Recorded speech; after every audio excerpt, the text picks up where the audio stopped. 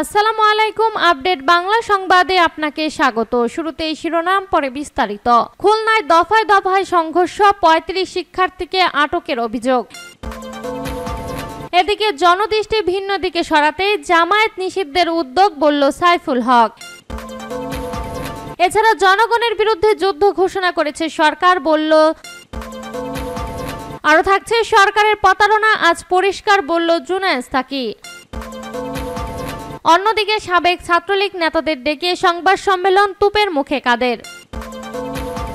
এবং সর্বশেষ জানিয়ে দেব সিলেটে পুলিশ শিক্ষার্থীর ধাওয়া পাল্টা ধাওয়া। শিরোনাম শুনছিলেন, এবার বিস্তারিত। তার আগে ভিডিওটিতে একটি লাইক, কমেন্ট, শেয়ার করে সবাইকে দেখার সুযোগ করে দিতে বিশেষ অনুরোধ রইল।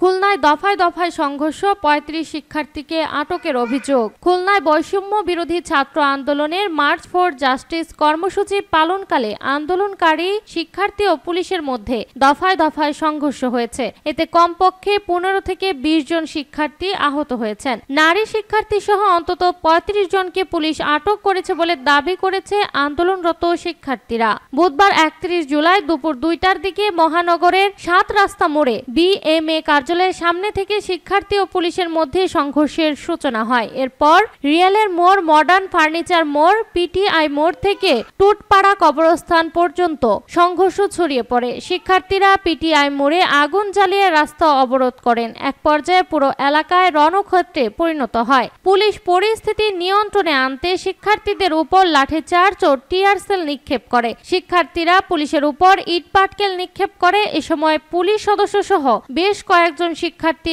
আহত হন। কালবেলা খুলনা প্রতিনিধি বশির হোসেনও আহত হয়েছে। এর আগে দুপুর 12টায় মহানগরের রিয়াল মোড়ে বৈষম্য বিরোধী ছাত্র আন্দোলনের ডাকা মার্চ ফর জাস্টিস কর্মসূচি সফল করতে জড়ো হন শিক্ষার্থীরা। এ সময় পুলিশের বাধার মুখে পড়েন তারা। মিছিলের আগে ১৭ ছাত্রছাত্রীকে আটক করা হয়েছে বলে অভিযোগ করেন আন্দোলনকারীরা।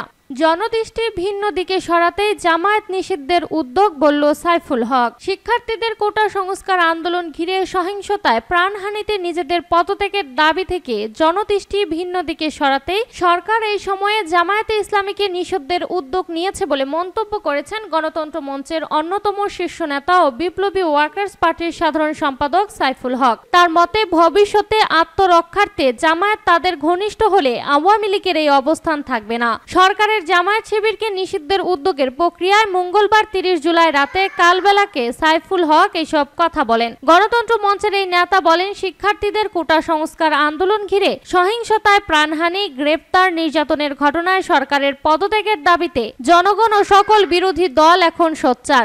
এমন অবস্থায় সরকার নিজেদের আত্মরক্ষার জন্য পুরো ইস্যুকে ভিন্ন দিকে নিতে জামায়াতকে নিষিদ্ধ করার উদ্যোগ নিয়েছে। সহিংসতার দায় চাপিয়ে জঙ্গি মতাদর্শ কিংবা জঙ্গিবাদী যুক্তিতে তারা এটা করতে যাচ্ছে। তবে আমাদের মতো একটি বহুত্ববাদী সমাজ কিংবা গণতান্ত্রিক পরিবেশে বিশেষ কোনো দলকে নিষিদ্ধ করে প্রকৃতপক্ষে তার মূলোৎপাটন করা সম্ভব নয়, যদি রাজনৈতিক, সামাজিক ও সাংস্কৃতিকভাবে এটা করা না যায়। তিনি বলেন, ৭১-এর যুদ্ধ অপরাধের জন্য তাদের বিচার কিংবা দল হিসেবে জামায়াতকে নিষিদ্ধ করার দাবিটি মুক্তিযুদ্ধের পরেই এসেছিল, কিন্তু বিগত ৫৩ থেকে ৫৪ বছরে জামায়াতকে নিষিদ্ধ করা হয়নি।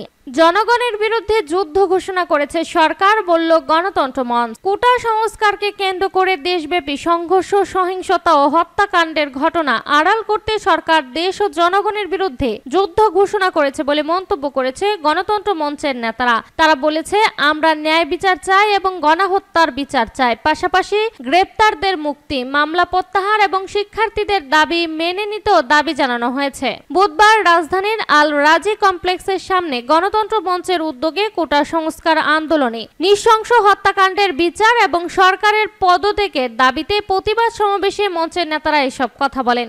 সরকারের প্রতারণা আজ পরিষ্কার, বলল জুনায়েদ সাকি। কোটা আন্দোলনকে ধ্বংস করতেই বিরোধী দলের উপরে সরকার সহিংসতার দোষ চাপাচ্ছে বলে অভিযোগ করেছে গণতন্ত্র মঞ্চ। এক সংক্ষিপ্ত সমাবেশে গণতন্ত্র মঞ্চের সমন্বয়ক গণসংহতি আন্দোলনের প্রধান জুনায়েদ সাকি বলেন, সরকারের প্রতারণা আজকে পরিষ্কার। তারা সমস্ত আন্দোলনকে ধ্বংস করতে চায়। সমস্ত আন্দোলনকে ধ্বংস করার জন্য আজকে সহিংসতার দায় চাপিয়ে যেভাবে অতীতে করেছে সেইভাবে তারা আজকে আন্দোলন আন্দোলন ধ্বংস করতে চায়। বুধবার দুপুরে এই সমাবেশ অনুষ্ঠিত হয়। পূর্ব ঘোষণা অনুযায়ী বেলা 11:30টায় রাজধানীর পুরানা পল্টন মোড়ে গণতন্ত্র মঞ্চের বিক্ষোভ সমাবেশের কর্মসূচি ছিল, কিন্তু সকাল 10টা থেকে সেখানে ব্যাপক পুলিশ, প্রিজন ভ্যান সহ আইন শৃঙ্খলা বাহিনীর সদস্যরা অবস্থান নেয়। এমন অবস্থায় গণতন্ত্র মঞ্চের নেতারা তাৎক্ষণিক বিজয়নগরে আল রাজি কমপ্লেক্সের সামনে ফুটপাতে সংক্ষিপ্ত সমাবেশ করেন। গণতন্ত্র মঞ্চের সমন্বয়কারী জুনায়েদ সাকি বলেন, সারা দেশে আজ এক মৃত্যু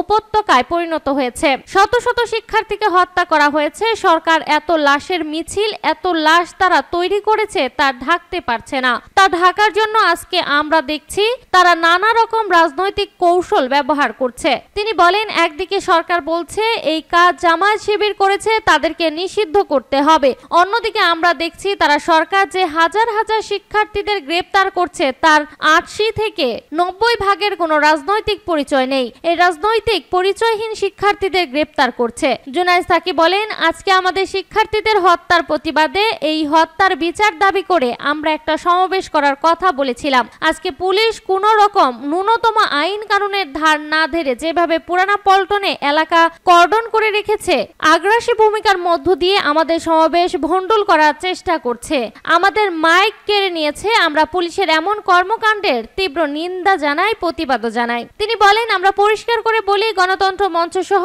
সকল বিরোধী দলগুলো নির্বাচনের আগে থেকেই এই সরকারের পদত্যাগ চেয়েছিল। বাংলার ঘরে ঘরে এই সরকারের পদত্যাগের ধ্বনি উঠেছে। এই লড়াইটা চালাতেই হবে।